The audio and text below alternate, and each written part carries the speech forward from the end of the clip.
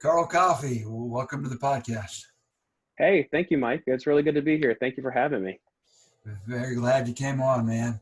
So I'll just give a quick bio of yourself. So you were born and raised in Richmond, Virginia, and I went to college at Randolph College, which is in Lynchburg, Virginia.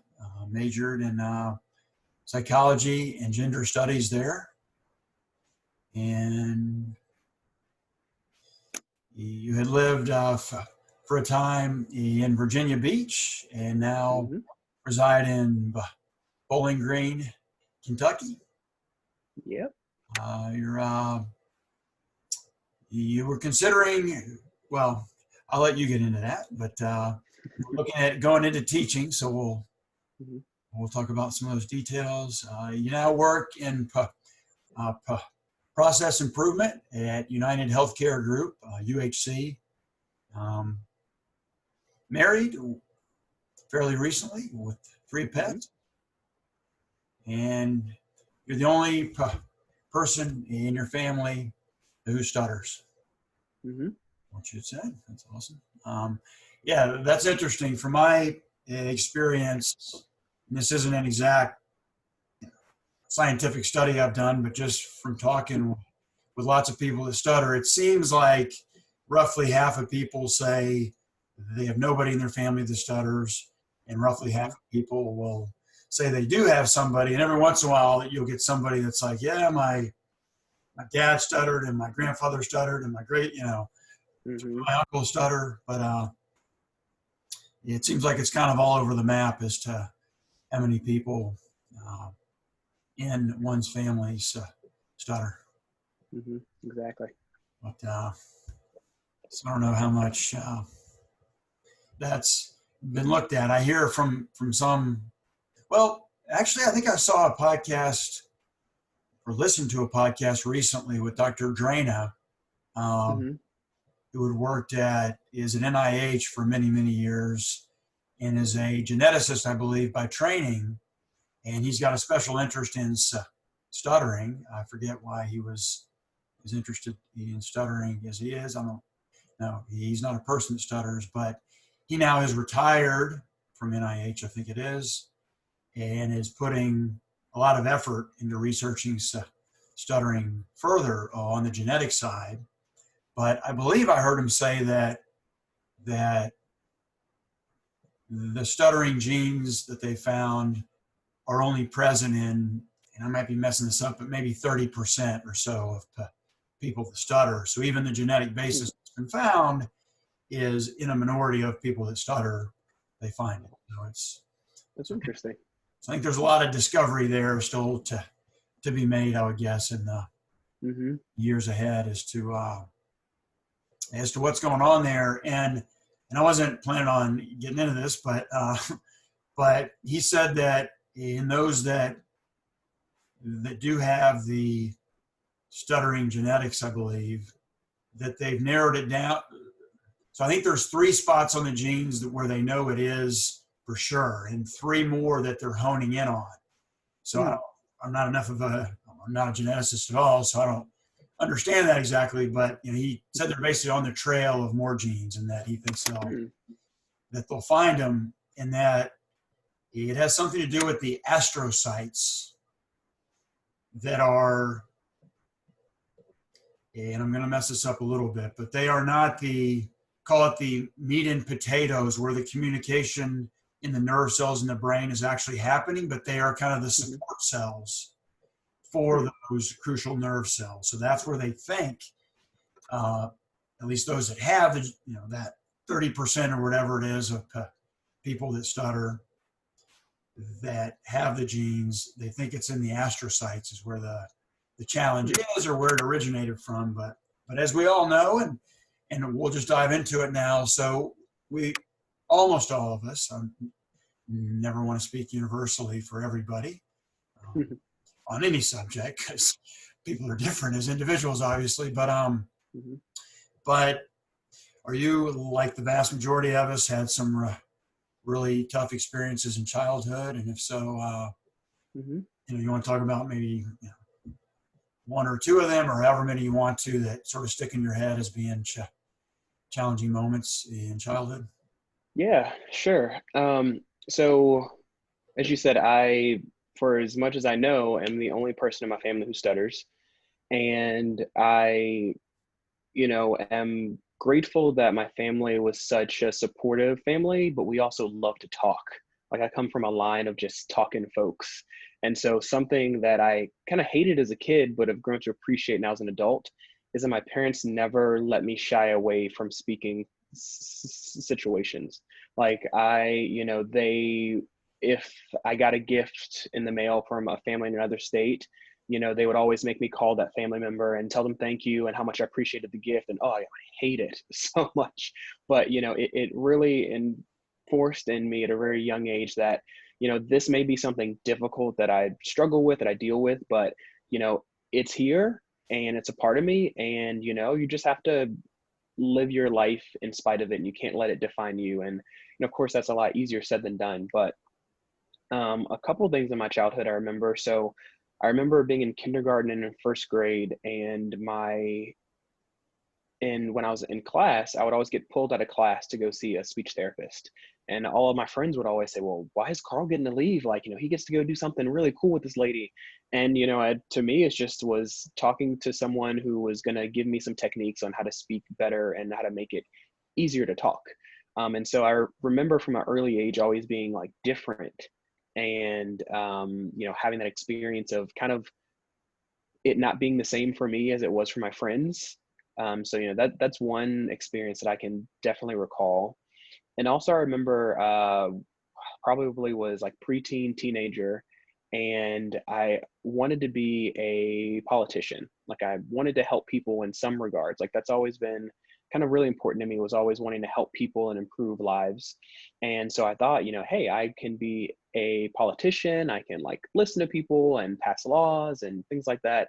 And I remember, my mom, she would tell me, and really well-intentioned lady, and I think she just didn't know what to do to make it better or make it easier for me. And she would tell me, you can't be a politician if you stutter. You've got to be an effective communicator. And that's something that always stuck with me. And now, of course, we know we have Joe Biden, who is running for president, and there's also a few other politicians. I think there's a politician in the state of Maryland, Ben Jealous, I believe his name. He was leader of the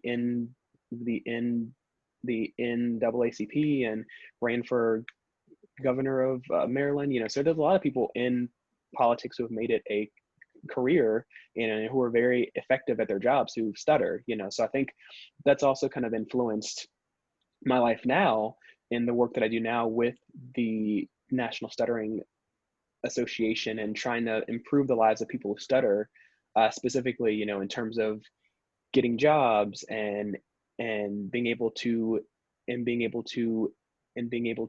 interview for roles. Just letting people know that just because you stutter, you can still be an effective whatever you want to be.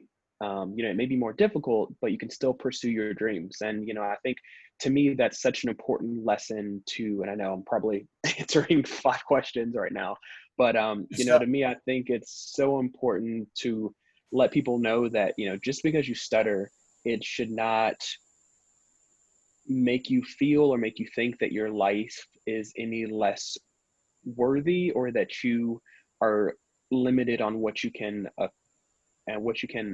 accomplish in your life. I think for me, that's such an important lesson that I want people to learn, because it's something that I had to learn for myself firsthand. So.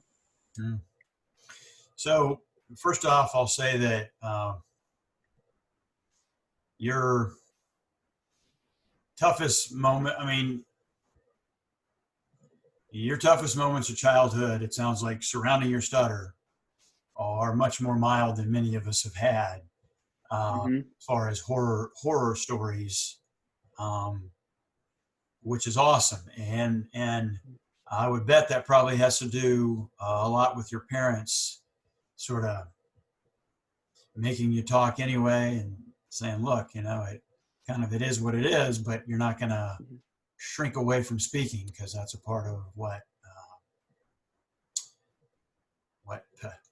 you know, it's an important part, a valuable part, something that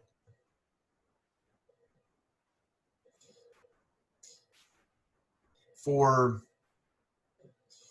a good life, we need, the vast majority of us need a certain amount of communication, and connection really is the important word with other people. So that's, and it's interesting, Carl, yourself, there's a journalist over in the UK, lady in her, a lady who's from Scandinavia originally. She had a similar story, somewhat similar, with her mom in childhood, where on her first day of school when she was 6 years old, her mom had her go in to the class and tell the whole class, hey, just so you guys all know, I have a stutter, but Wow. I'm going to say what I have to say, and if you would just be patient and listen, right? Yeah. That At 6 years old. well, and that set the tone for the rest of her childhood. So she doesn't have the horror stories like, for example, I do. And I'm not, look, parents have no idea what to do with stuttering, right? They have no idea.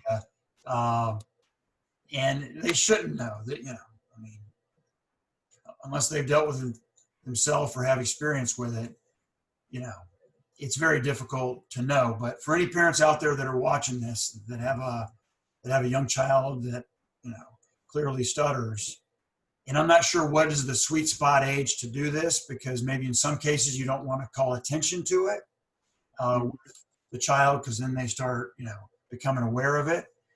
I don't know. And I talked with Tiffany Gittlestead on the podcast about this subject, and she's obviously a speech therapist and researches stuttering, as well as being a person that stutters. And there's no, just like with so many other things in life, there's no perfect answer to it, one size fits all, but some variation of, especially when you know that that your child is a person that stutters, right? And Tiffany was saying once they're beyond maybe 7 or 8, usually they're a person that stutters. Now that doesn't mean that they can't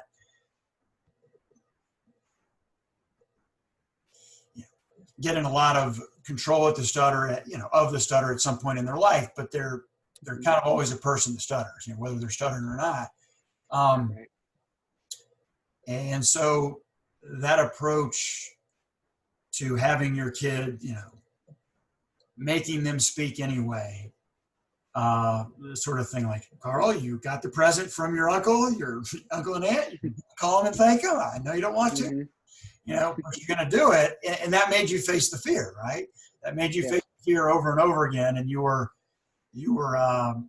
more, battle tested than those of us like myself, that as soon as I became self-conscious of it at 8 or 9, I was totally hiding it from anybody that I could. And that meant just not talking from like the 7th grade through the end of high school, just essentially not talking to anybody. And it was so, my avoidance and fear and shame of it was so intense by my senior year that when neither of my only 2 friends, only 2 people I was comfortable to talking to in the school happened to be in my lunch period senior year, instead of just finding another table at lunch, I brought my lunch into the bathroom stall my entire senior year of high school, just living in mortal dread that people were going to discover, this freak show as I saw myself hiding in the bathroom, and literally, smelling people's stuff as they come in, like it's as degrading as it gets, from that standpoint. And weirdly enough, that corresponded with that year I was coming into my own finally as a basketball player. So so I was getting some respect on that end, right? Yeah. Just this big, huge secret hiding in the closet on the other end. So that's awesome that that you didn't have anything that intense, and that you were out there, still you were Would you say largely you said what you wanted to say through childhood and even adulthood? I mean, how much avoidance Hmm. has Oh God, that's the thing. My parents and my family were very good about kind of like pushing me out there. And I think about, like a bird, like the parent who kind of like pushes the kid out of the nest and just like, hey, you got to learn how to fly. And so you just got to do it. They were very good for that. But I still had so much internalization of fear, of shame, of dread, because, um, even though my family was very supportive, I still wasn't comfortable with stuttering. And I don't know if it was because, no one else in my family did. So I didn't have anyone else to kind of relate to. I didn't find the NSA and like all of the stuttering resources that are available until well into my 20s. I think I was like my mid 20s. And so I didn't know these things existed. I didn't know that there was a support system for people who stuttered. And so, I really, it was a challenging thing because I love people. I love to talk, probably because my my family was that way, and so kind of I by default was that way. And I love talking to people, but I avoided when I was in situations where I felt like, man, I'm gonna have a really tough block.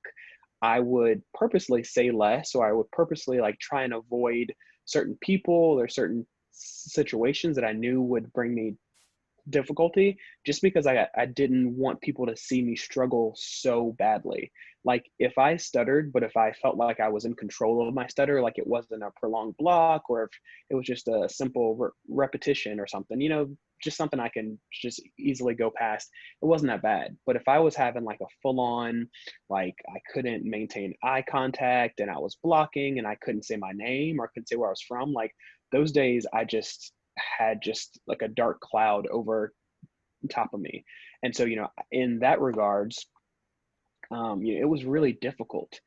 And, I still even feel to this day, like I still will have times where I'll think, all right, you're out with your wife, you're at one of her work events, try your best to just stay calm and, just speak slowly. And if someone asks where you work, like, just kind of like, you don't have to rush through it. Like I still kind of feel those feelings that I've had over the years that, I think I've gotten a pretty good handle on, but you still feel them creeping up. Those feelings of like avoidance and shame and embarrassment. I used to avoid so much and I was very much what we within the stuttering community refer to um, as a covert stutterer, in that I would substitute words, and instead of saying let's go to the pool, I say, hey man, you wanna go out, maybe we can go to the pool. I would, and to most people they wouldn't think that I was a stutterer. They just thought, oh, that's just how Carl talks. But for me it was purposely trying my best to substitute words or say things differently so that no one would hear me stutter, because I still had so much fear and shame and embarrassment. And that lasted well into my early 20s, and even still to this day I think I have a much better handle on it, but I still feel those feelings every so often. They'll still creep in. And So would yeah. you say now um, that it's more like the feeling can still come sometimes, but it comes, you recognize it, you say, okay, I'm not giving into that. I'm going to go talk to those people. Hmm. Is it like that where you still have the urge to avoid sometimes or not say something, but then you sort of the side of you that's not going to back down to the stuttering moment, if you will, Hmm. tells the other side to take a hike and that you're doing it anyway? Yeah, exactly. And one example of that I can think, and this is kind of one of my favorite stuttering stories, because it's kind of the moment that I realized, like, hey, I have power over this. It was probably 3 or 4 years ago. One of my really good friends had gotten married, and I traveled to her wedding, to be there and watch her get married. And I actually met one of her good friends, and we kind of like went to the wedding together, and we were talking and everything like that. And at the reception, kind of people sat where they wanted to sit. And most people knew other people at the wedding because they were already friends or family. And I didn't really know anyone except for her one friend. And so, we kind of sat down at this table, and someone else, who had known the bride and the groom sat with us. And we were talking, and kind of, what do you do? Where are you from? And all that stuff came up. And I remember I was telling her what I did. And hey, Mike, I can't see your picture. So I don't know if you're still there. So I'm going to hold off. You still good? Okay. I think you're on mute. Okay, good stuff. Yeah. So we sat down and started talking. And I remember I stuttered on what I did for work. I think I said, I'm a business analyst. And she kind of like looked at me perplexed, like, oh, you didn't know what you did? And I remember all of those in that moment, all those feelings of shame and embarrassment and dread kind of like came towering over me. But instead of, like brushing it off or something, I decided, I'm going to look this person in the eyes and just be unashamed of who I am and what I am. And I said, no, I know what I do, of course, but I'm a person who stutters. And I remember I just maintained eye contact in that moment. And, I kind of just, I didn't mean to, but I made her feel as small as that comment made me feel. And it just, to see her start to apologize and to backtrack and say, oh, no, I had no idea. And I said, it's fine. You didn't know. But to me, like, I kind of had that internal moment of, yeah, I did it, because I stood up for myself, and I was able to advocate for myself. And that was a really good feeling for me. And it kind of, in that moment, I was 26 years old. And that was one of the first times that I can really remember that I was just, unashamed of who I am, and just said, this is me. And there's nothing wrong with that. And if you have a problem with that, that is on you, and that is not on me. And I think that that was because for so many years I had just had so much shame in it, and was trying to fix it because I had this intrinsic feeling that something in me was broken, or there was something wrong with me. And, really, it's just how I talk. Sometimes I can't seem to string two words together and I'm like on a business call and I'm trying to walk someone through something for work, and I just have to kind of put myself on mute and say, oh, dude, get the hell together, and take myself off mute and keep going.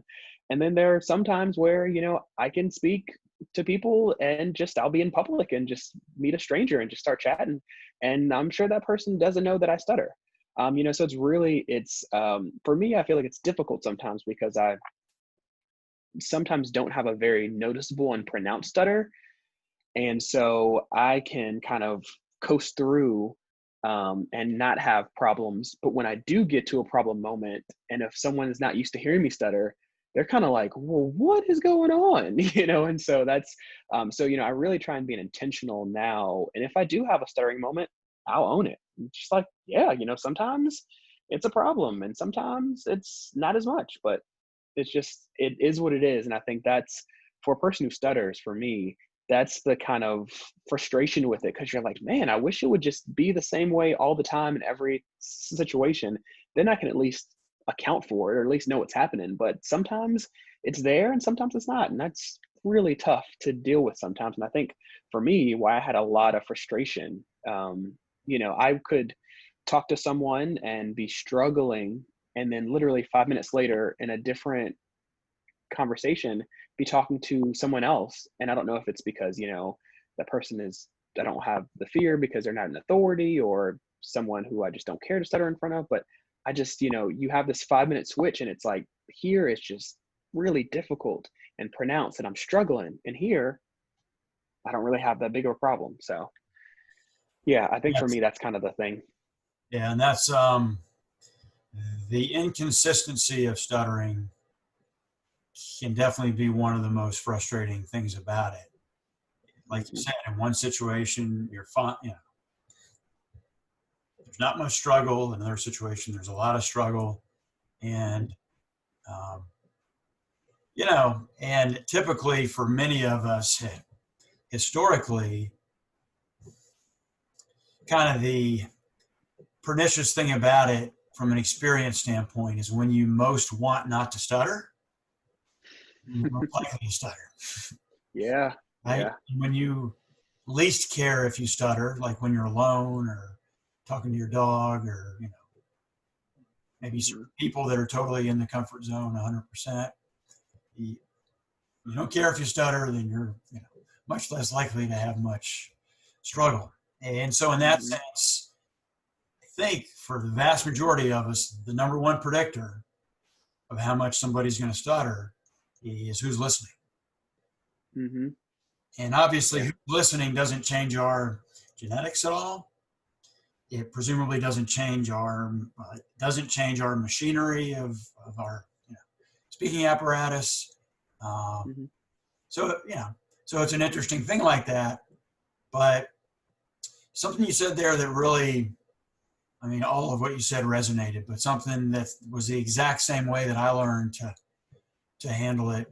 And I, for the first 41 years of my life, I was a lot more severe than you see now. You see some deliberate disfluency or intentional disfluency now, where I'll stretch out some sounds and start some words and then pause, like I'm doing right there. But I had a really good stutter for the first 41 years of my life. I'd rather say good stutter as opposed to bad stutter. Fairly severe. And eye contact. Once I discovered eye contact and got myself to the point where I could just look people in the eye when I stuttered, that was a game changer. Because there's something about eye contact that creates equality. When you're looking at somebody in the eyes, and it really can go both ways, I feel like. So if we feel like we are below somebody, say because we're having a blocking moment, and maybe they say, what, you forgot where you work, or you forgot what you do, well, that's a moment that would make us feel small and might make them feel big. But when we look them in the eyes, like you said, it tends to bring it up to here, and then you say, no, I'm a person that stutters, right? And then suddenly they and we're like the one that's got the moral high ground totally, right? And I know what you're saying. We're not trying to, the point is not to make them feel small. At least ideally it shouldn't be inside of us, because then we're doing it from like a point of, almost hatred, like hating them at that moment, right? Rather than showing some empathy, like you said. They don't know what's going on. Should they have said that? No. Was that a bad moment for her? For sure. But it was probably a spontaneous moment that she didn't think through. And when one strange thing, or one thing that makes stuttering different, I think, than the vast majority of conditions, is that everybody stutters sometimes. Everybody has disfluency sometimes. And fluent people, quote, stutter. It's not because they're a person who stutters. It's because they don't know what they want to say yet. So if you ask a fluent person, what do you do? And they say, business, something, right? Then it probably means they're like, do they really do that? Why would they hesitate? Why would they not know what they do? Right? Whereas when we stutter, obviously it means something very different. We know what we do. We know what our name is, but we're a person that stutters. So it has a tough time coming out. So I think fluent people, when they first see that, their first instinct is to think our stuttering is like the other 99% of people that stutter sometimes, right? And that it means we don't know what we want to say in that moment. Now, for example, none of my 4 kids stutter, but the other day, 10 cookies had disappeared. And I went to one of them, who was the only one around at the time, and said, where'd the cookies go? And, he started stuttering a lot, right? Because he was trying to come up with a good thing to say. So I think that muddies the waters a lot for people, especially if they haven't been around people that stutter, which most people haven't. And they see us start stuttering, their first instinct is to think it's like, that the person might be lying, that the person might just not have any idea what they want to say, that they're, you Mhm. know, that sort of thing. So, Right. as I talked with Nina G about, that's where forgiveness, I think, really comes Mhm. in. Yeah. You know, Nina, somewhat famously in the stuttering community, you know, has reframed the stuttering iceberg, right? I love her Mhm. reframed iceberg. So the traditional stuttering iceberg, I think, which goes back to Joseph Sheehan, I believe, Mhm. at 10% above, of course, as you know, is the part that people see. The 90% below is all the stuff that people don't see, which Mhm. usually, for most of us, includes a lot of fear and shame and avoidance, feelings of Mhm. inferiority, all that kind of stuff. So Nina Yeah. has reframed the iceberg where that 90% below, you know, it, right? Because it's not like we're trying to not have an interior life. Everybody's got an interior life, and it's important, very important part of life, probably the most important Mhm. part of life. You know, reframe that to pride, to courage, to, you Mhm. know, feelings of equality, knowing that you're just as good as anybody else, you know, all that kind of stuff. And in Mhm. that in that conversation that her and I had, she liked forgiveness, and I think she said on the next reframed one that she does in her next book, she's going to put forgiveness in there. Because for me, Mhm. that was super important, not to hate people for Yeah. their reactions, for their ignorance. Um, Mhm. you know, especially at first. Once we tell them and make it clear we are a person that stutters, I know exactly what I do for a living. Thanks for asking. Mhm. I'm just a person that stutters. So sometimes it's tough for me to get words out. You know, if they still keep acting like a jerk about it afterwards, Mhm. and another thing Nina says, stuttering can be a great asshole detector. Oh yeah, If they definitely. double down on their assholeness, right, well, then they're just that type of person, you know. Yeah. And but it is a good detector. Okay, I'm not going to become, you know, friends with that person. You know, you got a problem Mhm. with a stutter, you know. Yeah. I'm one of the Yeah. 6 Then billion people on the that's what planet I need. who stutter, you know. Damn Yeah. everybody else. You know? Yeah. Exactly. And I think that's a really good point. I see within the stuttering community on, on the different Facebook groups and stuff, you'll have people that'll say, hey, I'm going on a date with someone and I'm really nervous. And, that it's probably, because of course you want to put your best foot forward when you're meeting someone else. But that probably deep down it's because, you've got that, oh my God, what if they hear me stutter? And like, what's their reaction going to be?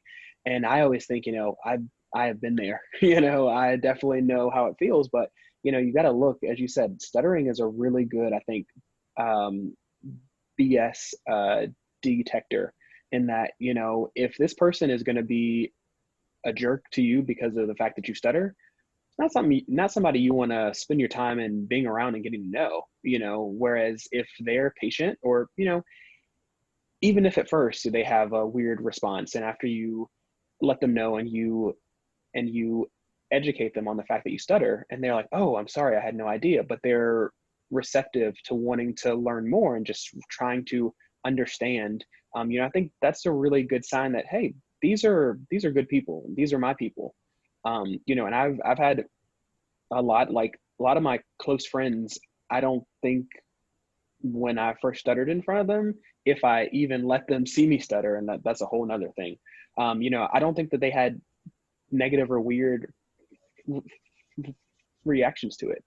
And, I try and give people a lot of grace and say, well, they didn't know. And I think because of the fact that I stutter, I think, well, I always think, well, if I were to encounter a person who was different or did something kind of like was odd, like that wouldn't be my first reaction to laugh. And so I kind of think, well, I wouldn't do that. So why are they doing that? But I think that, because I stutter, I think that makes me somewhat of a more empathetic person. And my first reaction is to not laugh at something like that. My first reaction is to be like, it's cool, man. It's all cool. Just keep doing what you're doing. So I think that, we have the power to educate people first and foremost. And then also we have the power to advocate for ourselves and to demand the respect that we deserve to be given as people who stutter. Absolutely. Absolutely. Yeah. And I think people figuring out that we stutter, that it's an actual speech impediment, not just a fluent person having a stuttering moment, that Mm-hmm. in my experience, the vast majority, once they realize that's what's happening, Mm-hmm. they're cool, right? Yeah. They're like, oh, it's cool. Like, the same way that we would be, we see, you see somebody in a wheelchair. Now we know immediately they're in a wheelchair, so it's obvious. We don't think, oh, that's an able-bodied person just riding around in a wheelchair, right? You know, Mm-hmm. so I think that confusion is definitely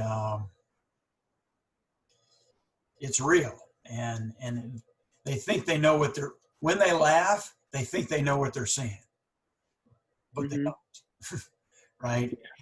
And I think that's why eye contact for me was very beneficial, because I felt like people would figure it out faster when I was looking them in the eye. Like, this Mm-hmm. guy's still with me. Like when I'm looking over here, like, hey, what's your name, man? Oh, it's right. Mm-hmm. I'm doing that looking away. People, obviously, they've never met me before. That's why they're asking my name. Might think, well, he doesn't want to talk to me, or, Mm-hmm. that's kind of rude. Why is he looking over here? Like he's ignoring my question about what his name is. Um, or maybe he's done talking, whatever the case may be. They don't know what's going on. But when you're looking at them, they can really figure it out fast. All right, this guy's still with me. Seems to be finishing his sentences and just moving on. Mm-hmm. Some kind of speech impediment going on, right? And once that Mm-hmm. dawns on people, they're not going to be a jerk to you, you know, about your speech impediment, right? Or at least very few. Mm-hmm. Now, once again, that doesn't mean people are going to be, though, perfectly aware of it and sympathetic at every moment. If you're hanging out with a group, everybody's excited, maybe people got a couple beers in them and talk, talk, talk, talk, talk, talk, talk, and they don't know that you're trying to jump in and say something because you're blocking a little, they might, other people might Yeah. jump into that Mm-hmm. void, so to speak,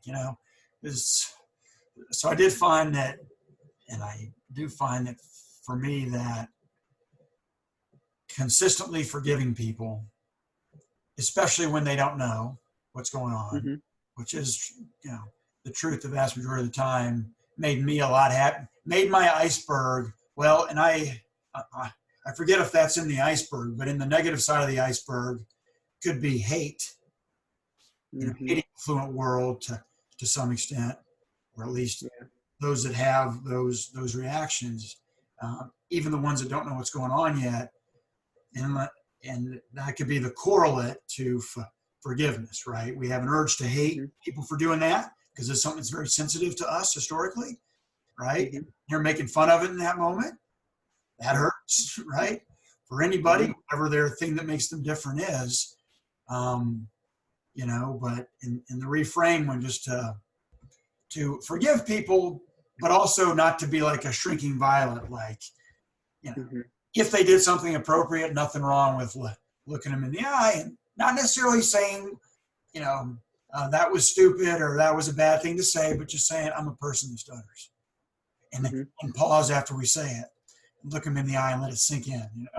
And that Yeah. alone, like, that's kind of a non, well, it's not going to make it look like we're looking for a fight, that we're just respectfully standing up for ourselves. But like you said, once they know, like you had that one experience, people tend to really shape up real fast. Well, yeah. Yeah. And I mean, and I think it's also, I love the phrase, when you know better, you do better. And Mm. I think that, as much as we can educate someone, so that, say I have a really good handle and I accept my stutter, so I'm okay with advocating for myself. If that person now were to go into the world and tomorrow they meet another person who stutters and that person has not quite gotten to the level of acceptance that I have, that they're probably going to be more patient with that person because they're like, oh, I met Carl and I understand what's going on here now. So, I'm going to try and do my best to just give them time and to not laugh or to not, say whatever jerkish thing that I was going to say, I think that we can better influence people to do better and, act better going forward. And, that should be the goal. Like, I don't want to tear you down because you didn't know and you were a jerk. Like, all right, don't be a jerk in the future. I think that's all we can do. And I think, that is our duty to do it, to really stand up for ourselves, but also to help other people as well. That's a great point. It's not just for ourselves in the moment. It's really for anybody that person or people might meet in the future that stutters. They're going to be more aware of it now. Right. So really by hiding it, right? And, this argument could be made even for somebody that is in a, that doesn't have, well, as you know, a lot of techniques use something called voluntary stuttering, intentional fluency, whatever you want to call it.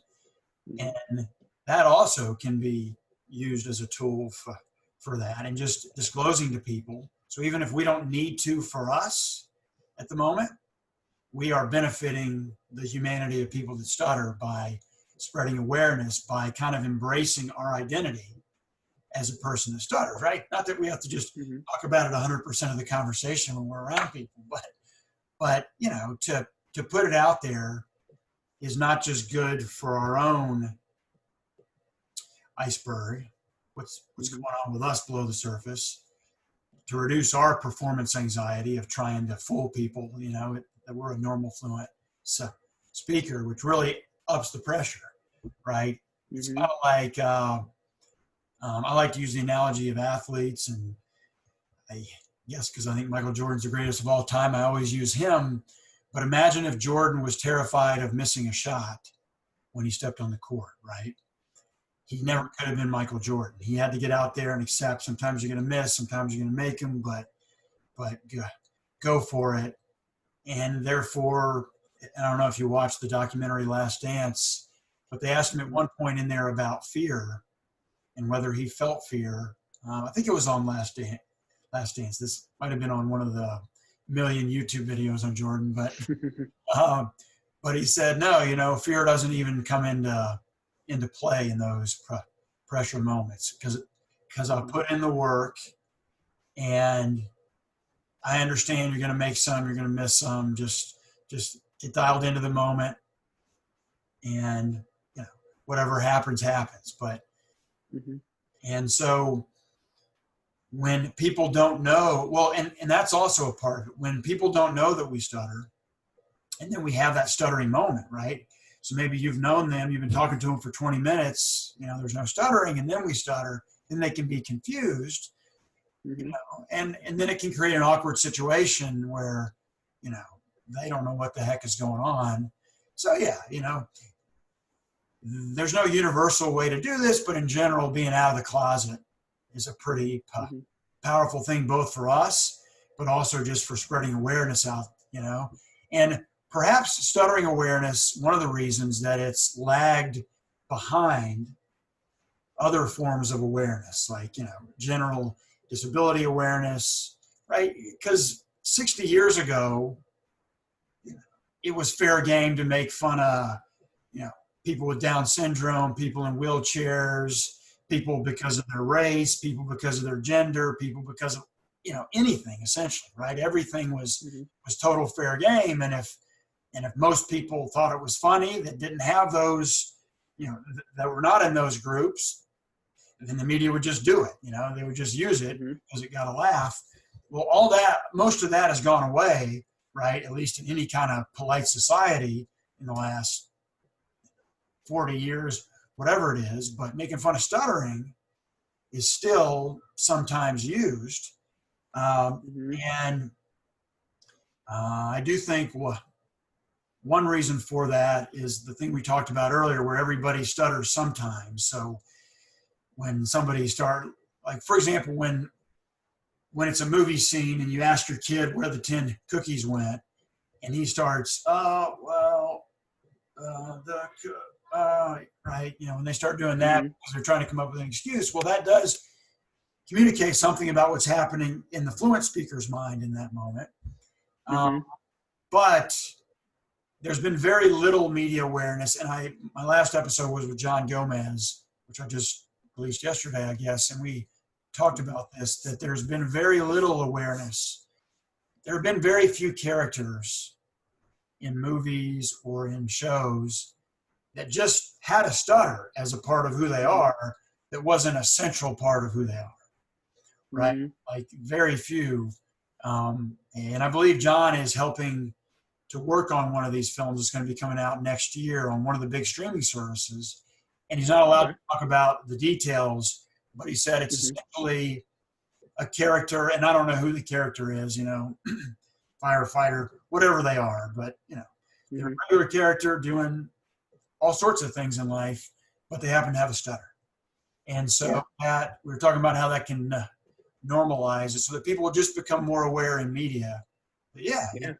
stutter, when somebody stutters, it doesn't always mean what it means when a fluent person stutters, and there are Mm-hmm. people that stutter, and it's not all about that, like it has nothing to do with them not knowing what they want to say in that moment. Yeah, yeah, and there's a couple of things I want to say to that I kind of was thinking about. So one, I'm a person who I love to watch closed captions on whenever I watch something on TV. Like, and my wife used to hate it, and now she loves it because she's like, "Oh, I get to pick up on stuff that I missed." There was like something going on in the background that was important knowledge to know. It'll show that, and I'm like, exactly. But I'll notice that when I'm watching something, kind of as you said, like in the movies where someone has that moment of just like, I'll always see in the caption it says stutters or stammers, and I'm like, that's not a stutter. That's just like, you had a brief hesitation for a fraction of a second, but to society or to whoever writes the closed captions, that's a stutter.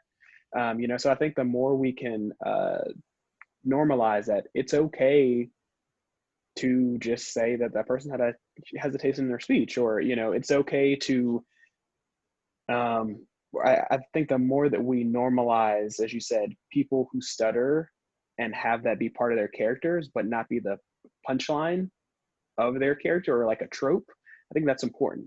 And there's a few movies that I've seen recently that I think do a really, really good job of that.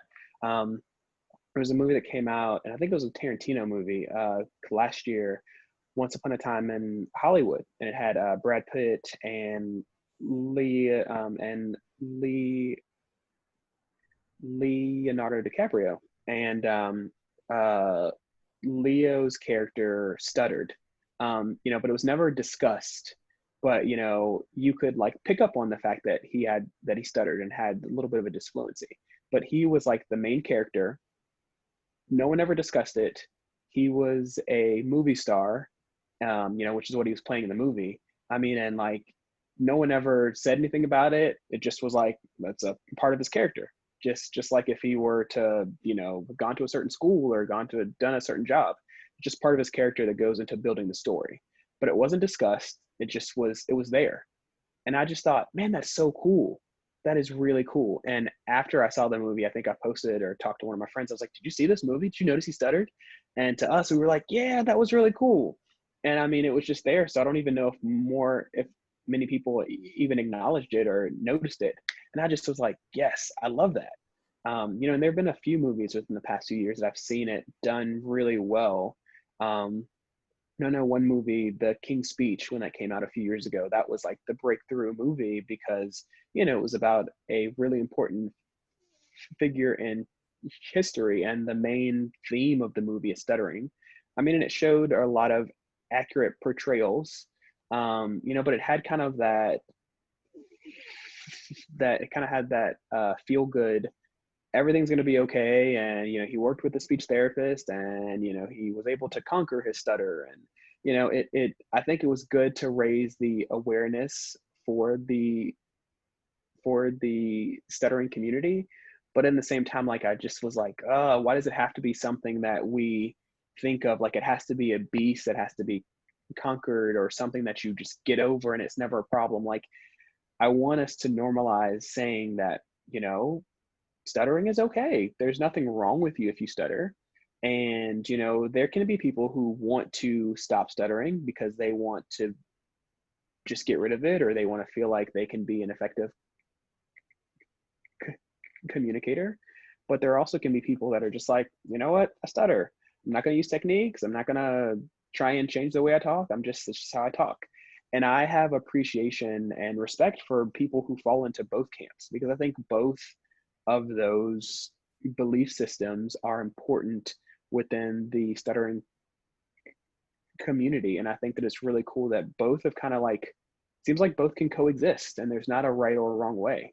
And so I think within the stuttering community, for me to see that there's power in both, and that people are, hey, listen, we are all different, got different races, different creeds, different beliefs from different parts of the world.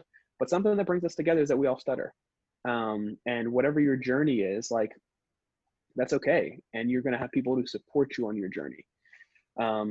So yeah, I'm happy with, and I know I'm probably taking the conversation left, but I'm really happy with kind of where things seem to be going in terms of stuttering awareness. Of course, I think we have ways to go still, but I'm really happy kind of in this moment that we're in. I think there's so much good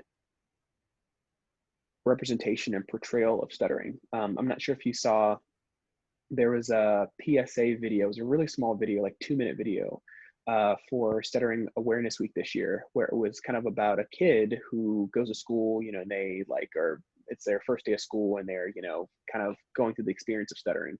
But it was a really short clip, like 2 minutes long, but it was so impactful because, it showed the girl being in the classroom on her first day, and kind of the teacher is going around and asking everyone to introduce themselves on the first day, which for most people is nerve-wracking, but for people who stutter can be like crippling and paralyzing. And right before he gets to her, she, the student stands up, and it kind of cuts away from that scene, and then it goes to her being at home and talking to her mom about her first day of school. And you think she's going to be like, oh god, school was horrible, I stuttered and kids made fun of me. But then it cut back to that scene, and she actually stuttered, and it was a very noticeable stutter, and she said her name. And then the class kind of paused, and they're like, hi, whatever her name is, and she sat down. And just something as simple as like no one laughing, nothing being said, it just was like stuttering was normal. And then they moved on to the next kid. And to me, like at 31, I was like, god, that was gut-wrenching, because like my hope is that no kid would have to go through, what you and I went through as kids, whether it just having those feelings of shame and, just fear and or being teased, that kids can just exist and just, they stutter, and then that's okay. And I'm really hopeful that we get to that point where that can be something that is the norm, as opposed to the exception. I totally hear you on that. And so, yeah, 3 different films there. We could talk for 4 hours about this, Carl. Really got Yeah, for sure. deep on every subject. On the Once Upon a Time in Hollywood movie. Now that you mentioned that, I noticed when I saw it, and I saw it on a flight going somewhere, like a longer flight, but I noticed it at the time that I was watching. I was like, yeah, he's got a little bit of a stutter going on. But then I didn't think about it afterwards. And you're right, I didn't hear anybody really mention that as a part of the character. And I think that's, some credit to Tarantino, because, he does, he just goes in whatever direction he feels like going on. Love it. Yeah. Yeah. Mm-hmm. Yeah, that's a great point. And it wasn't it was never even mentioned, in the whole movie. I mean, as far as I remember, it was never an issue at all. And then with the King's Speech, I definitely hear you on that. And the one thing I thought it was a great movie, and overall it's good for stuttering at large because it brought awareness, right, as you said, Mm-hmm. I think. But the idea that I didn't agree with on it, and I get what they're saying, that look, if you have the stutter, and that was an earlier time, right? That was, Mm-hmm. what, late 30s, early 1940s. Yeah, I think the war started for Europe, I believe, in 39. But that idea that he has to not stutter, he has to somehow get rid of his stutter for the speech, or he can't give a successful speech. That was kind of the gist of it. And I think that, first of all, is not true, because it shows a lot of courage to stand up and talk anyway if you got a stutter. And Mm-hmm. people do. And that's how I chose to think about it from the time that I had kind of reframed my iceberg when I was 18. I still stuttered a good bit for those next 23 years. But I chose to think of it like people must respect my courage for still standing up in this lecture hall of 150 people and asking my question and just Mm-hmm. stuttering away.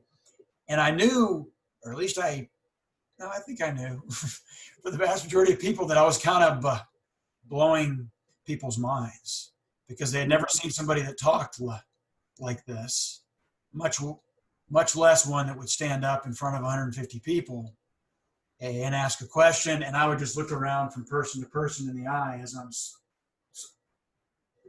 stuttering, and look at the professor. and I really had adopted that perspective in my head. Look, if you got a problem with my stutter, no worries. Mm-hmm. Out of here. Go hang out with somebody else, right? Yeah. Just say that. But Mm-hmm. I was literally challenging people to disrespect me.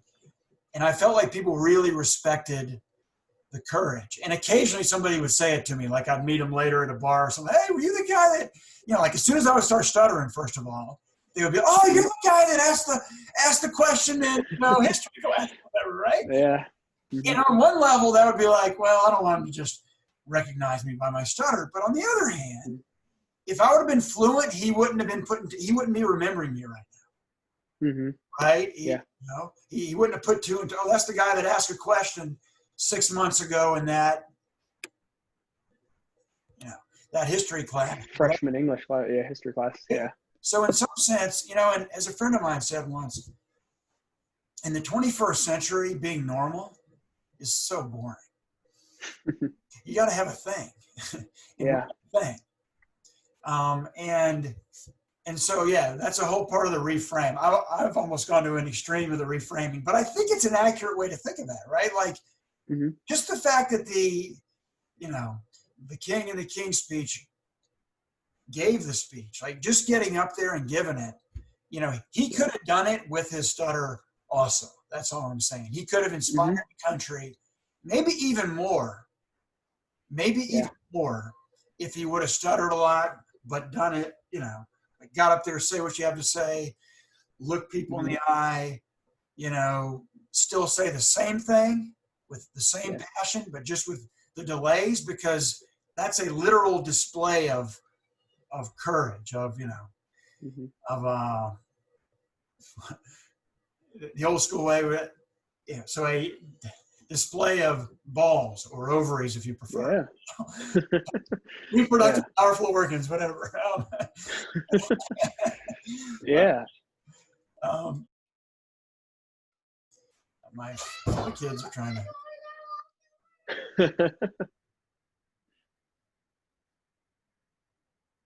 That would probably be the same in my house if I didn't tell my wife that I was recording. I'm sure she would have popped her head in and be like, "What are you doing? Why are you in your office on a Sunday for like an hour and some change?" But I was like, "Hey, I'm going to be in my office for a little bit, so And I'm sure that I would have had a cat trying to find its way in here as well. So I I understand. They have a mind of their own. They can only remember, my 4-year-old and 5-year-old especially can only remember, it seems, for about 20 minutes, and then they have an urge, and like, I want chocolate Cheerios or whatever, But anyway, that was my only Yeah, I agree with your concern.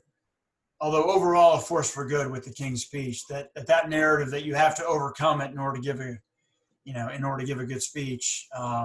And I don't, I like the whole, work ethic, overcome a challenge. I like that whole general mentality in life. But when it comes Mhm. to stuttering, it can be really counterproductive to, I call it praying to the gods of fluency, right? Like putting too much emphasis on fluency, Yeah. where that determines how good our speech is, or like how good a speech is, or how impressive of a person we are, or how competent we are, right? I want to Mhm. divorce those two things in our minds, because so long as we think that,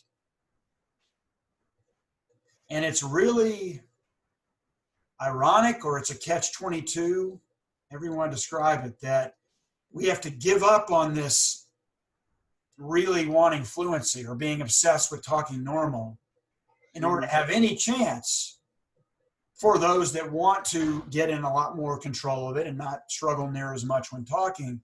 To be able to get to that point, we have to give up on this, oh, I just want to be normal. I just want to be seen as a normal fluent speaker, right? Because that Mhm. ratchets up the performance anxiety, and hardly, I mean, probably no technique will work so long as we're using it to hide our stutter, right? Mhm.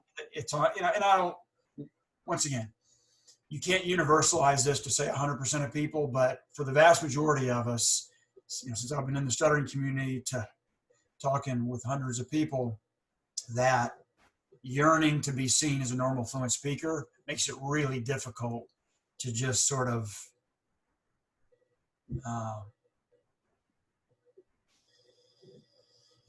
I hate to use the word relax, but relax, get out of our own way, lower the performance anxiety, right? Almost very Mhm. much like sports, actually, very much like Yeah. sports. If we think that, if once again, if Michael Jordan thought that if he went out and shot an air ball in a game, that would just be a disaster and it would ruin his game or his season or his career, right? If he put that much pressure on not wanting to make a mistake, then it would have been almost impossible to perform, right? Right.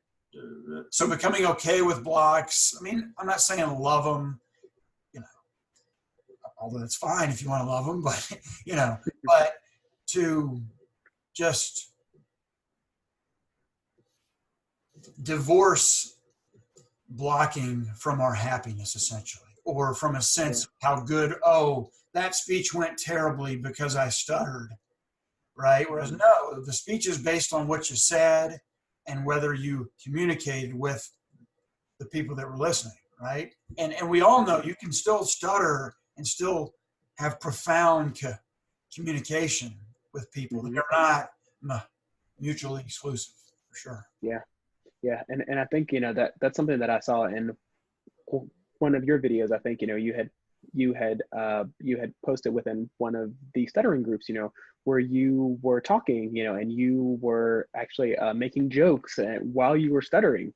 And, you can still be an effective communicator while stuttering. I think that's something that I want people to understand.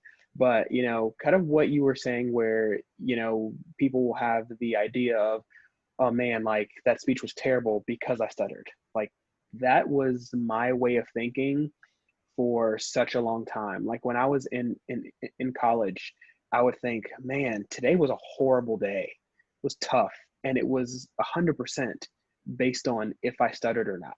Like I would have a good day if I didn't stutter at all, or if my stuttering wasn't noticeable to other people. And so really I began to dictate how good or bad my days were based on how severe or how much or least or less that I stuttered. And that was really tough because my mood was, I was like hot and cold. I'd get into these really down deep lows, which I would be in a rut, and I'd be, I would be in a mental block in addition to like my speech block. And then, I would just really want to avoid people. I'd want to avoid, situations that I knew would make me stutter. And then, I'd have periods of time where if I would have a good conversation or two, that would slowly build up my confidence. And then I was like, oh, wow, like I've got this like period of fluency. Let me use it before it runs out. And so it was such a weird experience for me, and I am sure that I had people who I went to college with or met in college who probably did not know that I stuttered at all, because they only would see me when I was having a good speaking day on what I defined it as. And, when I was in college, I actually was president of my student government. And so I actually gave a bunch of speeches for, different events. And I remember like when I would get up on stage, it was kind of like what we were talking about before we started filming, where you kind of get in that like performance flow and you kind of like turn into like a character, so to speak. And, I would like to think that I like channeled this. All right, you got to be calm, you got to be cool, you got to be collected. And I don't know what it was. I don't know if I just, because I got in a rhythm, I wouldn't think about stuttering as much, but I could like read a speech and I would plan the night before, like a few days before, I'd like, have it printed out and I'd like write on the paper, like at this point I need to take a pause. At this point I need to, make sure I have a lot of feeling. And I could give a speech and focus on pausing and techniques and emphasis, and I wouldn't stutter. And I'm sure people told me, wow, that was a great speech.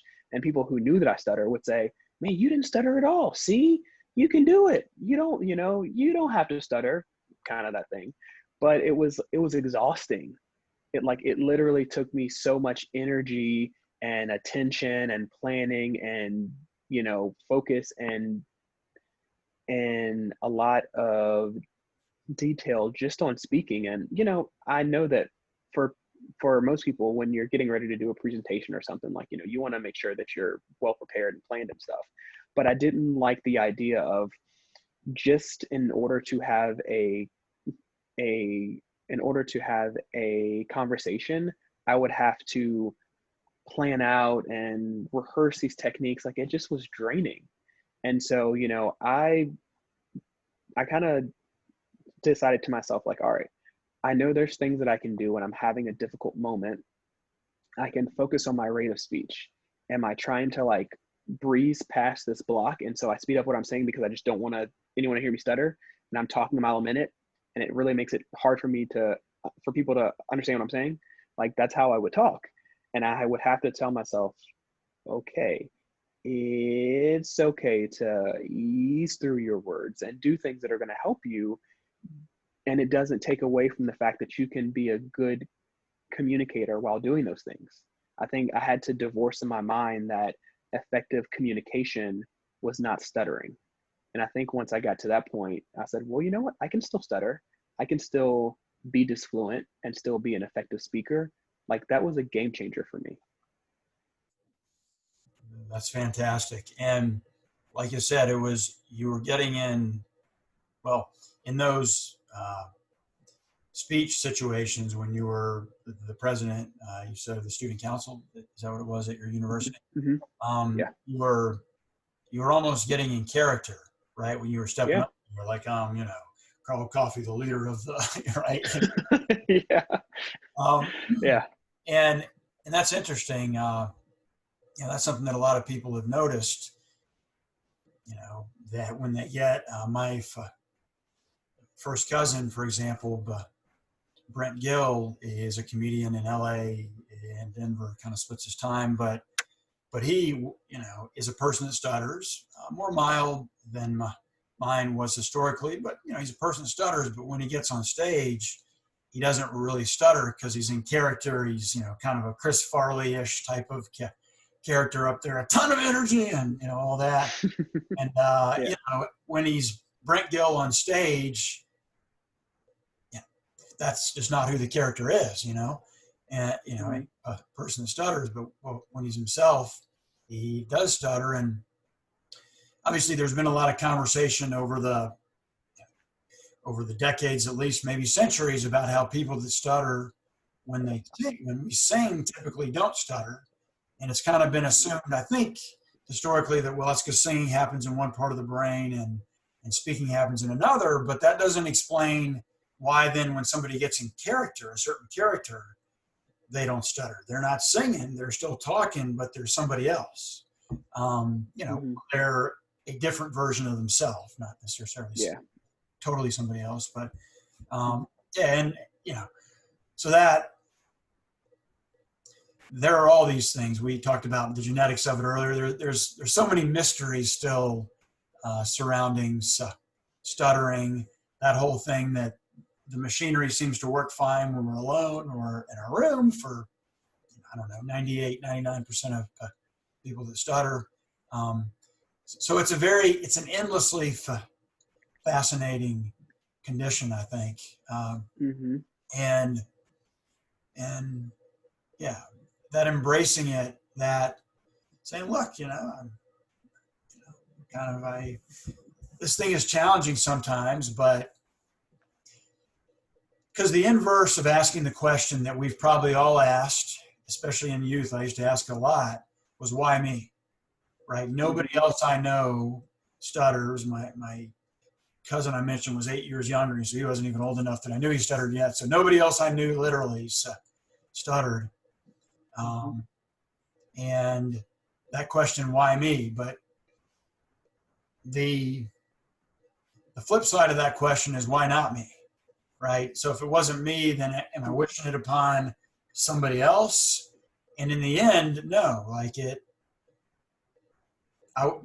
we wouldn't be who we are if we didn't have a stutter. Now, I think there's a tendency, and I've done it, and many of us, I think, have done it, where we tend to compare ourselves, at least in some stages of our life, we would compare ourselves to who we think we would be if we didn't stutter.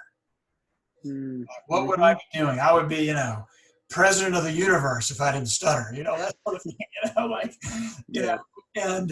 but in reality, however one defines losers, 99% of them stutter. Or, I'm sorry, 99% of them are fluent. So fluency is no, ticket to glory, right? I mean, in fact, it's very, very average. I mean, anything that 99% of people can do, it's not that special, right? But in many of our minds through our life, it's been incredibly special, right? Like maybe nothing has been more important. We've all had our moments thinking that arguably nothing, even in life itself. I remember in high school during some of those really dark days of riding the bus to school, thinking that I wish I had never been born, or that I wish I had been born as a dog so I could just lay around all day and not be expected to talk to anybody. And wishing that you were a dog, is not exactly, positive inner thinking, right? Not exactly what a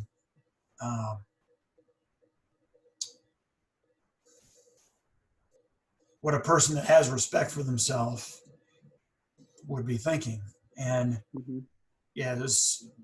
so the range of, as I talked with John Gomez, the range of humanity that is possible inside of a person that stutters is huge, as far as feeling like the most degraded person in the world, or we can go it is possible to go the opposite direction, because it does in reality take courage to do any of the things that we've done speaking wise in our life.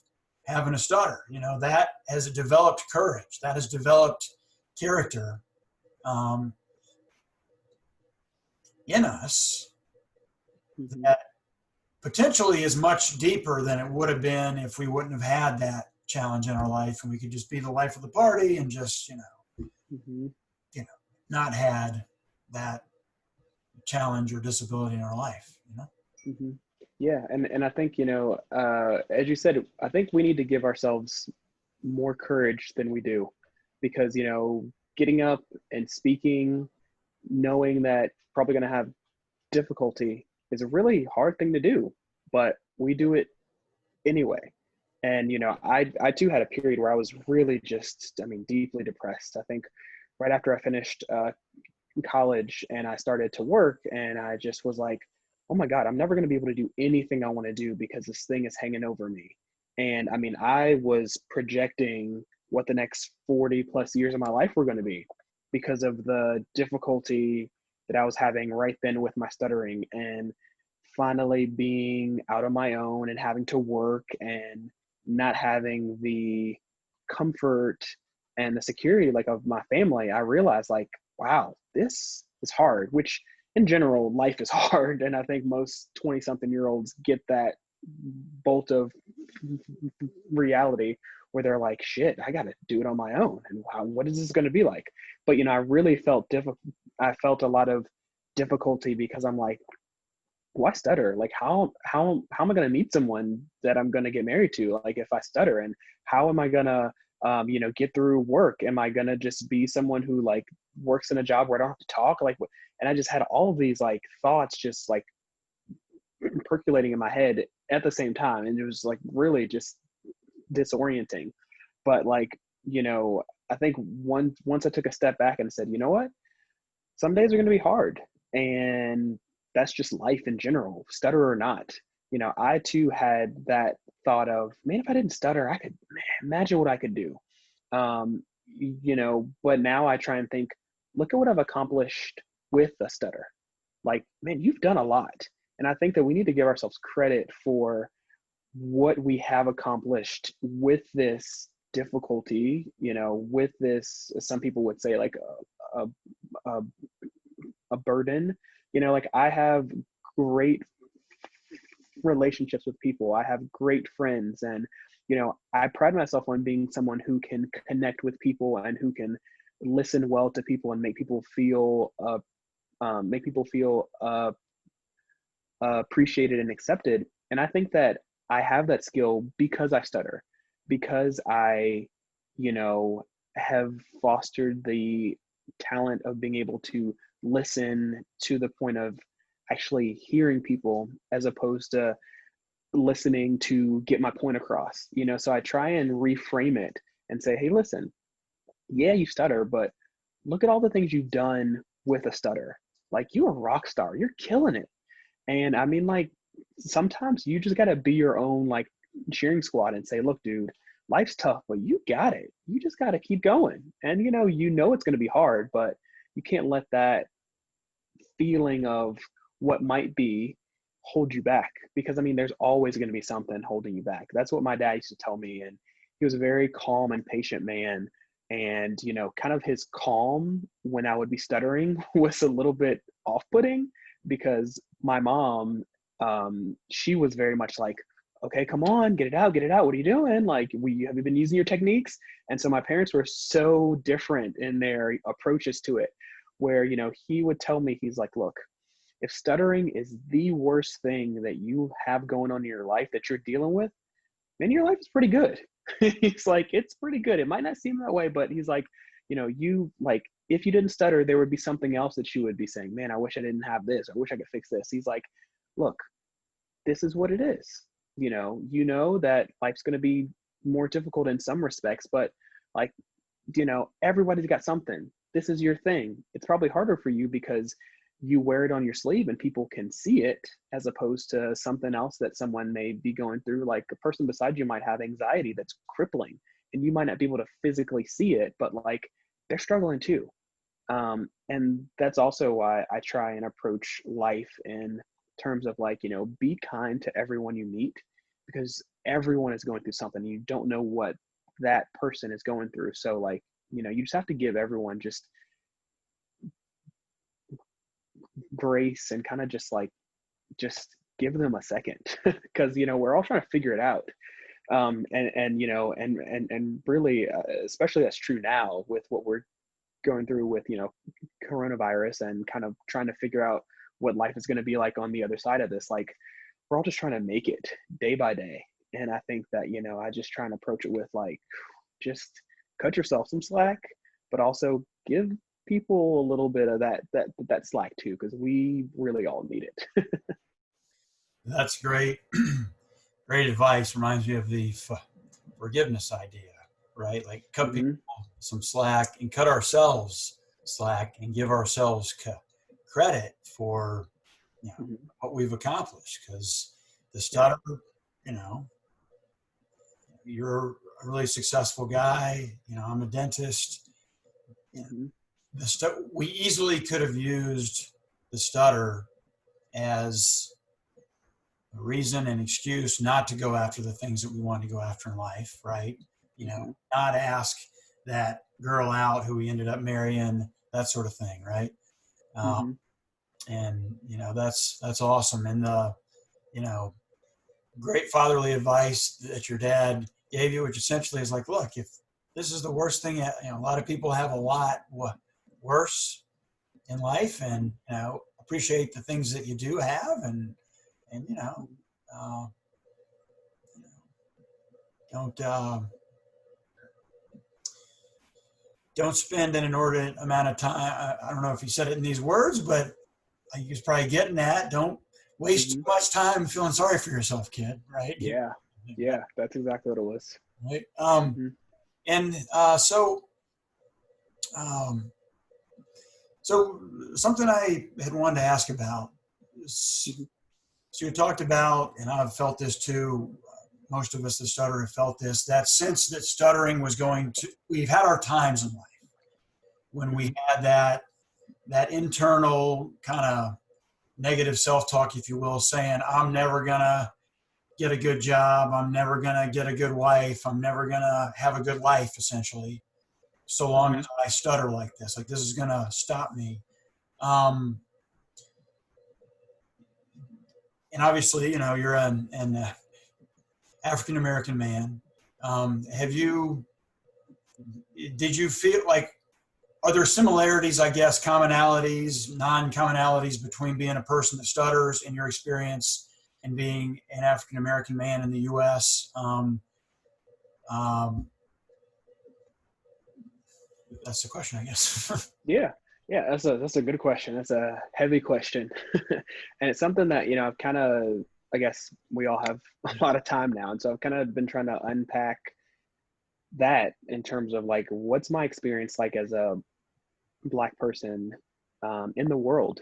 And I just think of it when I grew up, I was always told, my parents drilled it in me at a very early age, like, you're going to have to work really hard, and you're going to have to sometimes work twice as hard for people to think that you deserve to be where you need to be.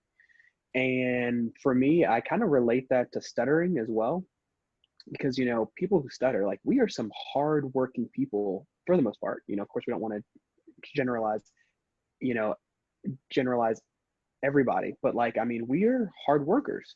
I mean, because you have to be. Like, when I was growing up, I knew that I had trouble speaking and couldn't speak maybe as flawlessly or as fluently as some of my friends. And so, man, I wanted to learn words, and I wanted to be able to articulate myself in writing the best that I could, because I knew that had to be my strength. I couldn't get up on stage and like be a great, and be a great debater like another one of my friends, but I knew that there were power in my words. There was power in my words. And so I wanted to just take what I had and craft that to be the best that I could be. And I think that for me, being a Black man who stutters, like, I think as stutterers, we're sometimes looked down upon as, oh, he's not as smart, or like, what's wrong with that guy? And so I think, like, hey, it's going to be a battle for me sometimes just because of the color of my skin. And, I'm going to have to just be resilient and just power through, because, you don't have any other choice. You have to keep going. That's something that my family really kind of drove in me to say, hey, listen, like, you gotta just keep going, and there's no other choice but to go forward. And now I think with everything that's been going on in the world, and kind of we're at a kind of a fever pitch now in terms of race relations in this country. I think that it's hard, and it's been hard, but stopping and kind of just like turning over is not an is not an option for us. And so you just got to keep going forward, and you have to know that it's going to be difficult, and you got to know that not everyone is going to see it the way that you see it and kind of share your experiences. But you just have to keep going. And, you know, yes, you're going to have some people that don't directly relate to you in terms of, you know, they don't share your same skin color, they don't share your same experience, but they are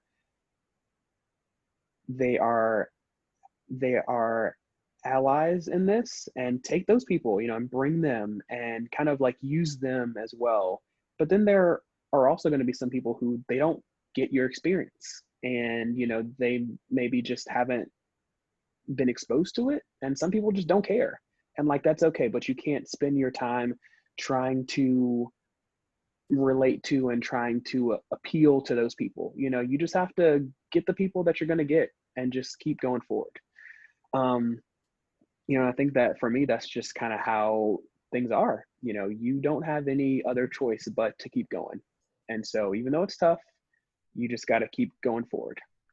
So am I hearing you right that the same kind of internal skill set, way of thinking about it that you've used for dealing with the challenge of stuttering, that, you know, you've applied that broadly in your life, in any way that you know, that people might perhaps have misperceptions because of, you know, lack of awareness or ignorance or whatever the case may be, and you've chosen not to kind of internalize it and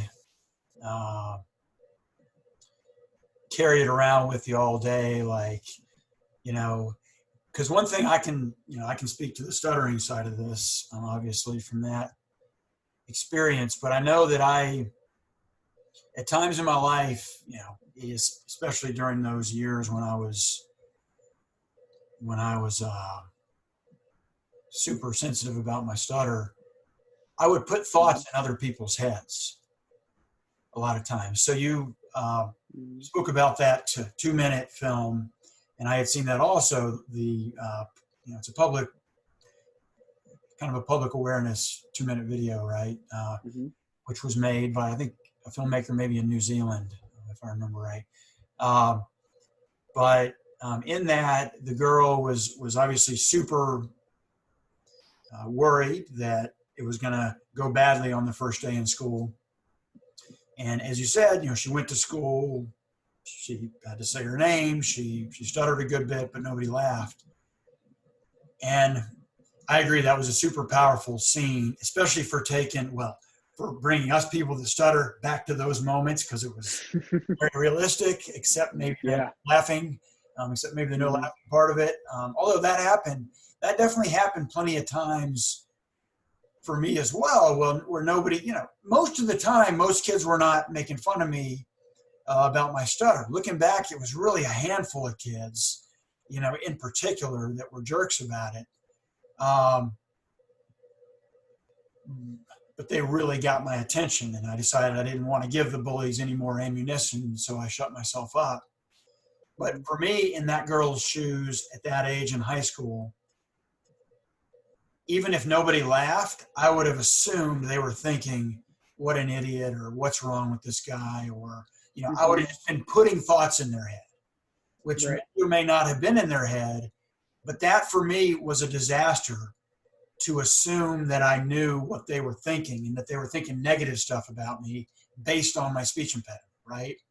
You know, that almost made all my interactions and my whole world revolve around my stutter. And so I would imagine that, you know, given, and once again, I haven't experienced it obviously as a white guy, but I would imagine, given the history, long, you know, deep, very ugly history of racism in the US, that it would be easy, or it would be natural, to attribute slights of various kinds, which might, you know, happen, you know, like, you know, I walk around the world a white guy, but some people, you know, are an asshole to me occasionally, right?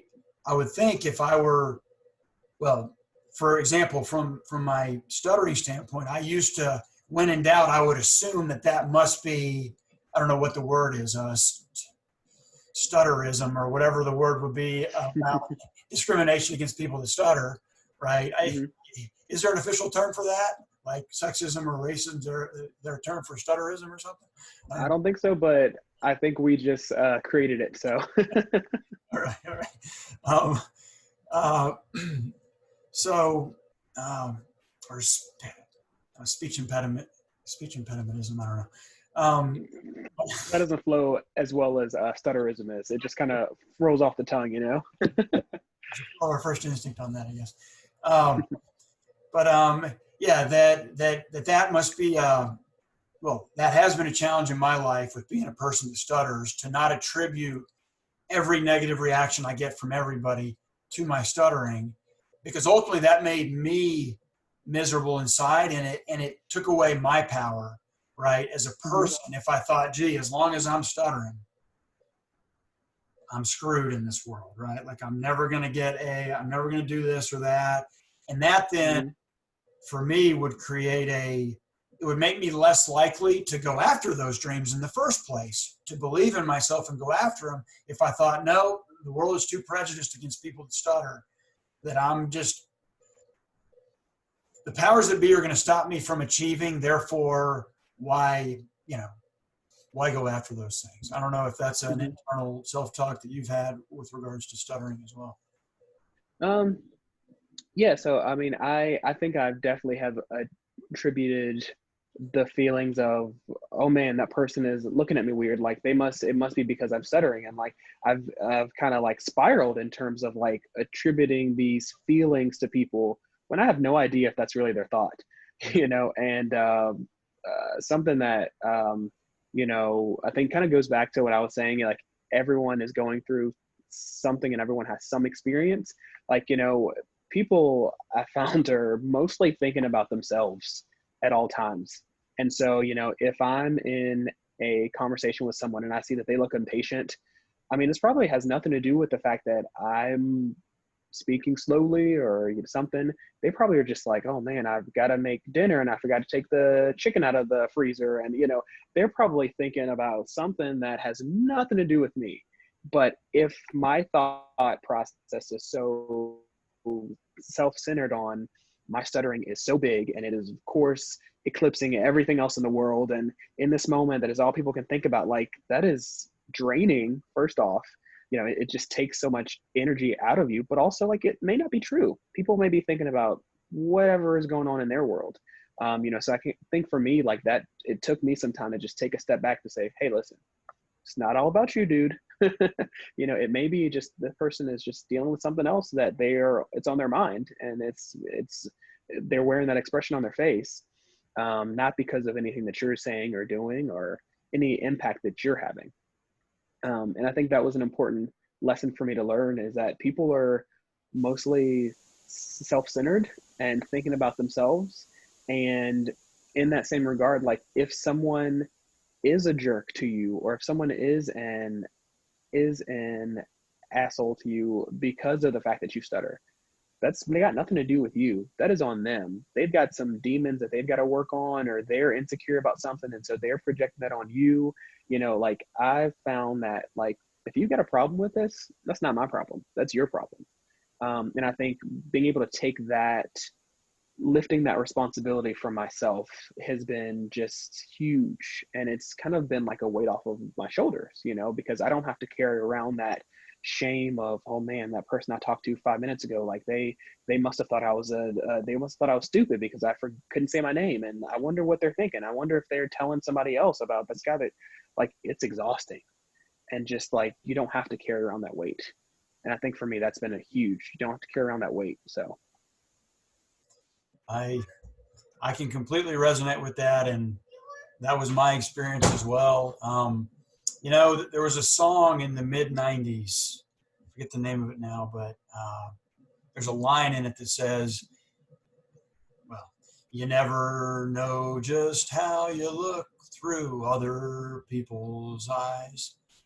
Mm-hmm. And I remember that resonated with, like, that's true. You know, like, you never know what is going through their head.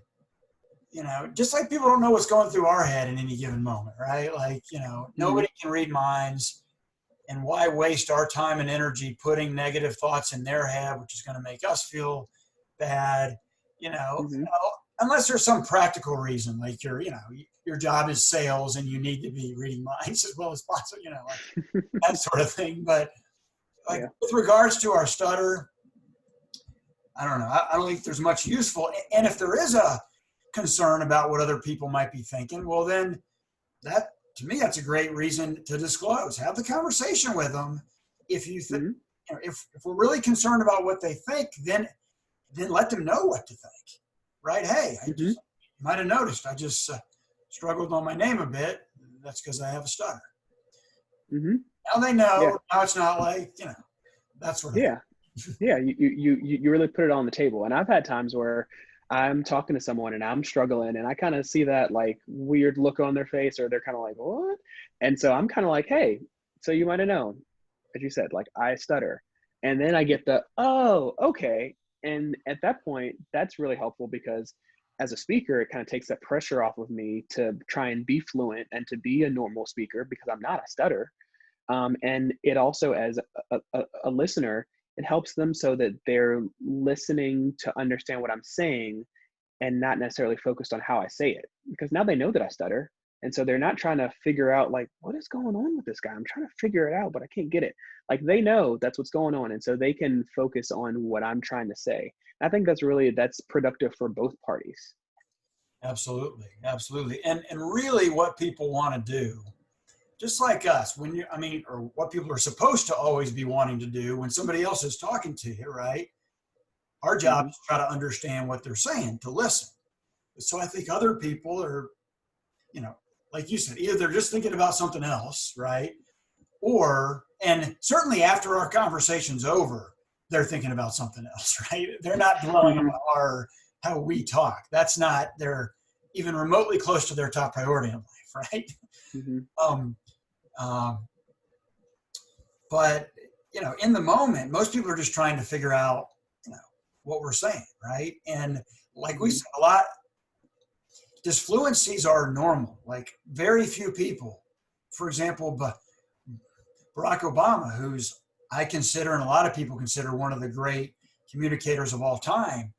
If you actually listen to a lot of his kind of a lot of his interviews, obviously his speeches are, those are being read and those are memorized, so hardly any Mm-hmm. politicians stutter much during their speeches. But in his normal interactions, when he was super great communicator, he would have a lot of little disfluencies that were not a distraction Mm-hmm. at all, like Yeah. it's the content of what we say. It reminds me of a great quote. I think it was from Walt Whitman. And this wasn't about stuttering in particular, but 130 years ago, whenever Walt Whitman was around, where he said, "Who you are shouts so loudly in my ear, I can barely hear what you say." In other Mm-hmm. words, people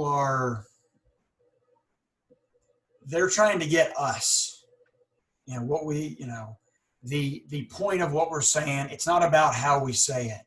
It's about, you know, ultimately getting it from our head into their head. Now, yes, the stuttering can slow that down. I'm not denying that. That's why it's called an impediment. Mm-hmm.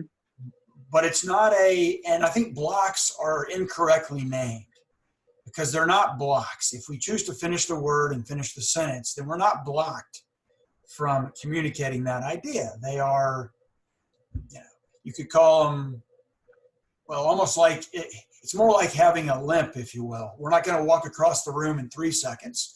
We'll walk across the room in 10 seconds, but Mm-hmm. we can still get across the room, right? Right. We can still communicate what we want to say.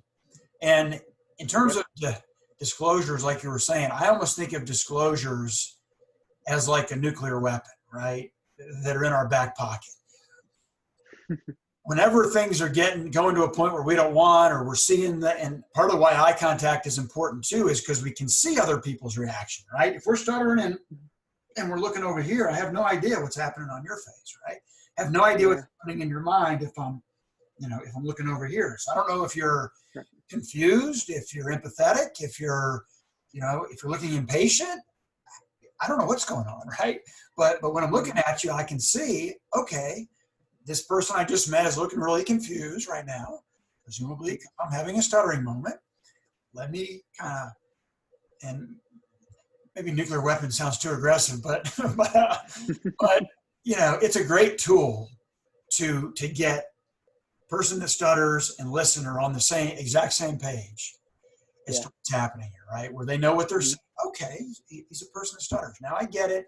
And like you said, now I can stop being distracted by that and just realize I'm going to have to be a little more patient here, right? And I have to listen, but then it's on us, I would say. And I don't want to universalize this, like everybody has to do this, but for me, it's been it was and is and always has been super beneficial to say what I want to say, when I really want, not necessarily to, that I'm going to give them 5,000 words, every inner detail of my mind, like I do a little more of now, and perhaps I talk too much now. I probably do sometimes, but which can be a downside in its own ways. But that, if there's something I really want to say, I am going to say it, because if I don't, then I'm not being me, and I'm not putting the input that I have here into whatever situation I'm in, and then I'm not fully myself, which means I'm not my full person. In my case, that's how it always felt. If I'm not fully me, I'm not fully, I don't want to say a person, but I'm not fully my person if I'm not, saying what I want to say. Now, that doesn't mean that you're going to get everything in that you want to say, especially if it's a big group and everybody's talking and it's fast flowing. Sometimes we are going to say a little bit less because, we don't jump in there as fast, but things that we really want to say, and as Tom Sharstein said in the podcast when he was on it, if you fear, I asked him for like kind of final words on the show, which I'll ask you for soon because we've been talking a while and people's attention only lasts for so long. But he said, if you fear it, do it. And I think that can be far easier said than done. I realize we've all felt how difficult it can be to make ourselves do it in those moments when we know, when our mind is telling us you're definitely about to stutter. But when we do it, I felt I respected myself a lot more when I didn't run away from my stuttering wolf, as I call it, those stuttering moments when you're about to stutter. When I would avoid them, I would feel weaker inside, less of myself. When I would say it, even if I stuttered, and perhaps sometimes, especially if I stuttered, I would respect my courage. Therefore, my respect for myself rose because I knew maybe everybody else didn't fully get it. I think a lot of people can sense that it must take courage to speak up when you have a stutter. But I knew that it took courage and that I didn't run away from my stuttering wolf in those moments.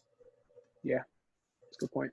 But Carl, we are getting to the end here. You have any sort of parting thoughts for anybody that final thoughts?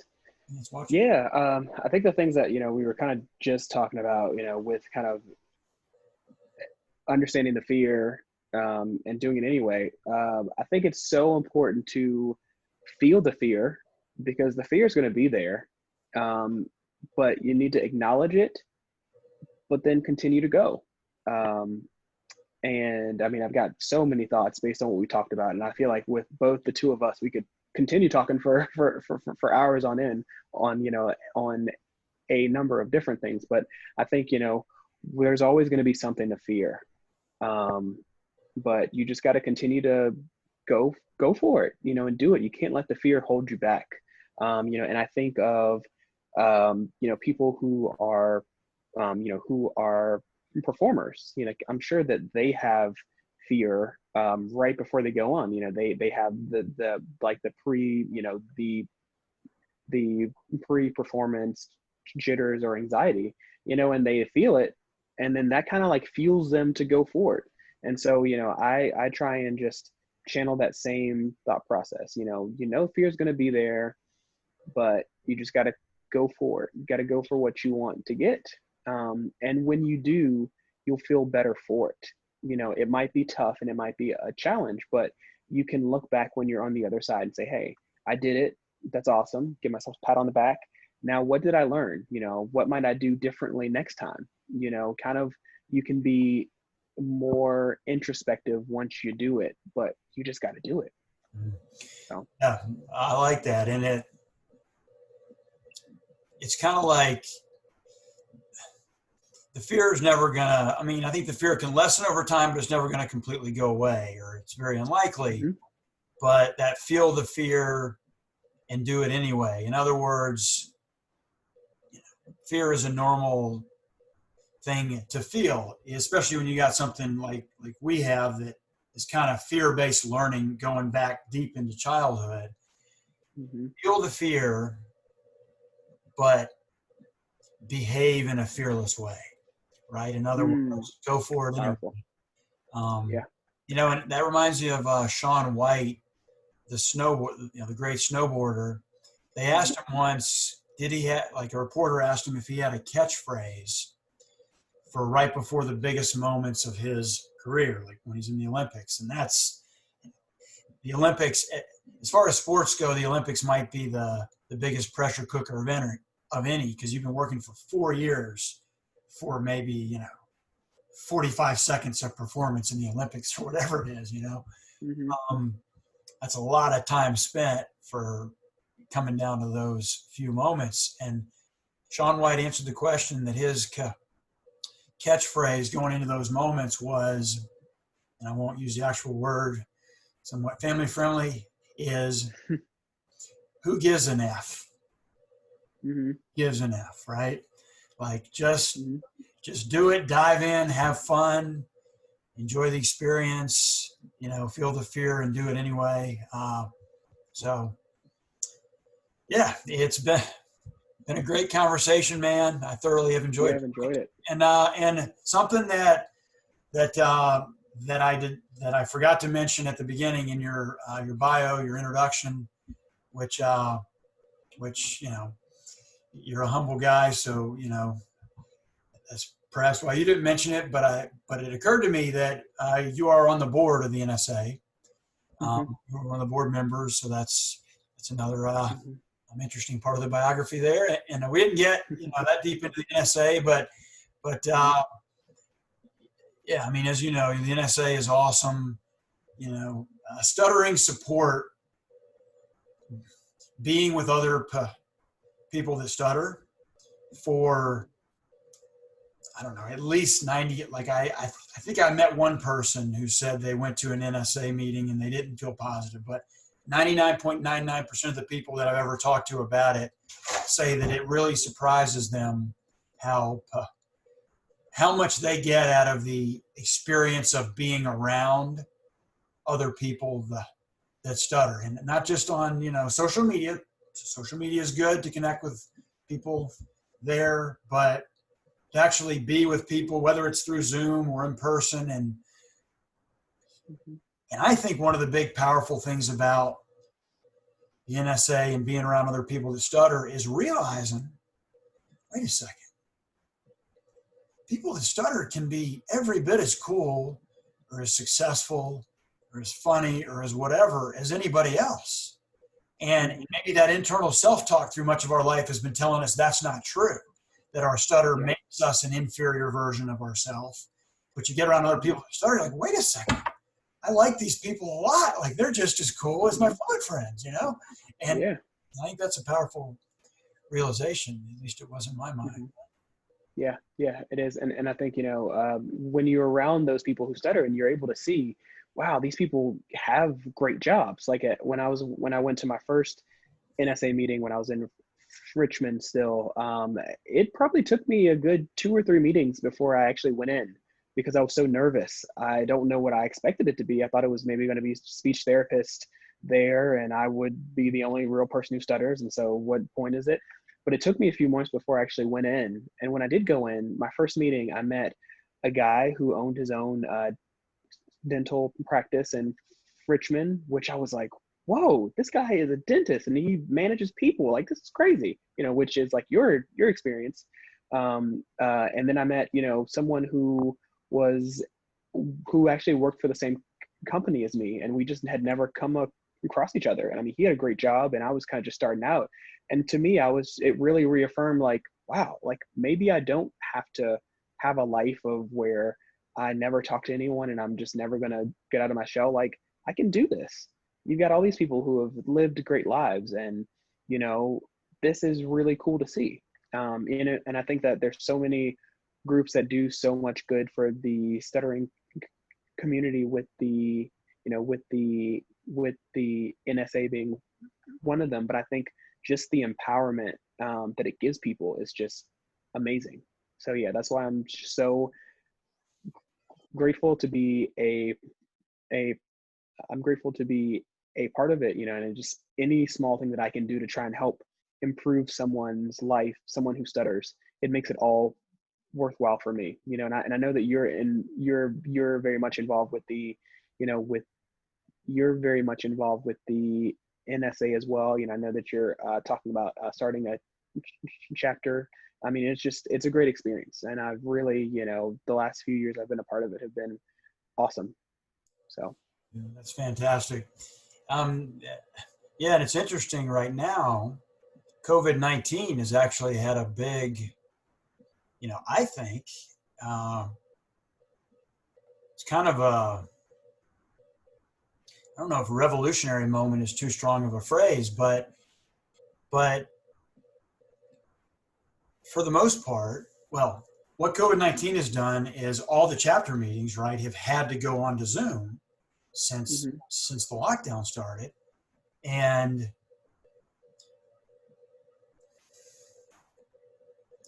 there are entire states, for example, that unfortunately, and I'm sure this will change at some point, but don't yet have any chapters, right? I say, like, I believe Hawaii and Utah. So if anybody's watching this from Hawaii or Utah that might want to start a chapter, start one. Reach out to the NSA on it. But but via Zoom, right? Anybody's got access. Anybody in the country now has access. And there's plenty of other rural places that might be 4 hours from the nearest chapter. So that's not that realistic to drive for 4 hours to a meeting for an hour and a half and then drive 4 hours back. But from what I understand, some of the chapters at least will continue, at least to some extent, doing these meetings on Zoom.